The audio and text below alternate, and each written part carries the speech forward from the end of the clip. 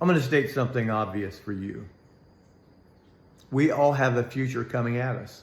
There's a default future, one that will come at us, and if we make no change, it's the future that is going to be here 5 years from now, unless you do something about it. It's your future self.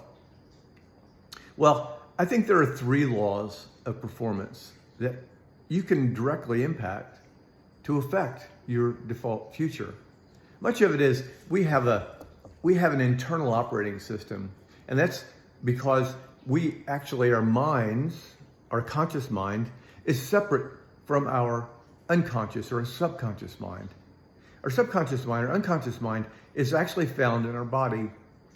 Your heart actually has a neural network, and if you wake up first thing in the morning and you feel bad, what's going to happen? And by the way, why do you feel bad when you do that? Well, you're replaying something that happened from your past. And as you replay that from the past, unfortunately, we really want to remember that. We don't want to forget it, even though it's many times is doing a lot of damage to us. So we wake up, we feel bad, and then our body wants to feel that pain again. So our conscious mind, our heads, our brain actually creates a cocktail that makes us feel bad. Now, how do you get around that?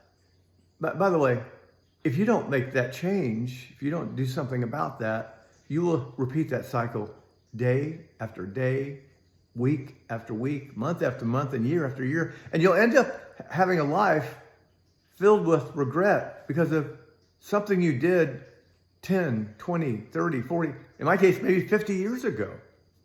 But we don't have to do that. The Apostle Paul says, take that thought captive. Another way to look at it is to say, okay, I made that mistake X number of years ago, maybe even last week. I made that mistake, but based on the knowledge I have now, I wouldn't make that same mistake again. That's healthy.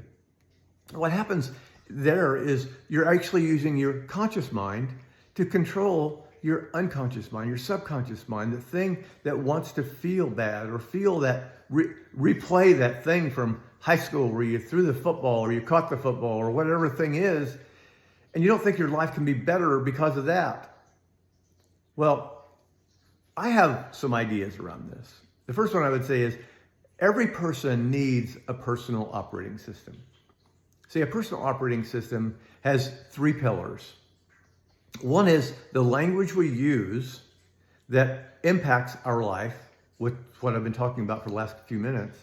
The second pillar is our strategic vision for our life.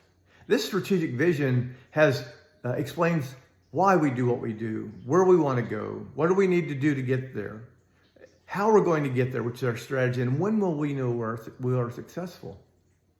See, the fact is, in the absence of a clear strategic vision, we will always return to our past, and we'll replay that thing over and over and over again.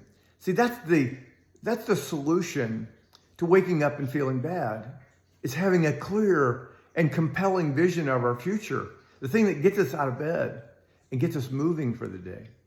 The third pillar of a personal operating system is a regular set of rhythms and routines. You know your mission.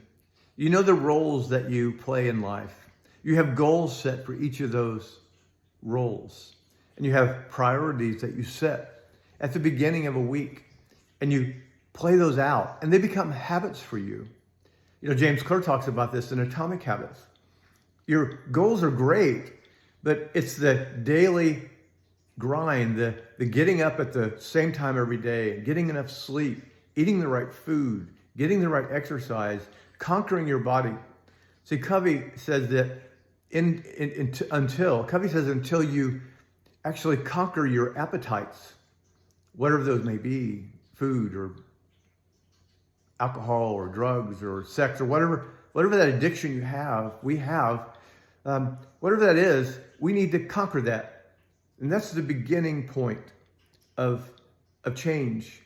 So if you want a personal operating system, there's a way to get that.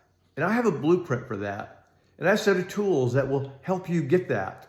So contact me at my website. I have a contact form there, or you can make a call on Calendly, which I would be happy to talk to you about. So make that call today. What's it going to hurt?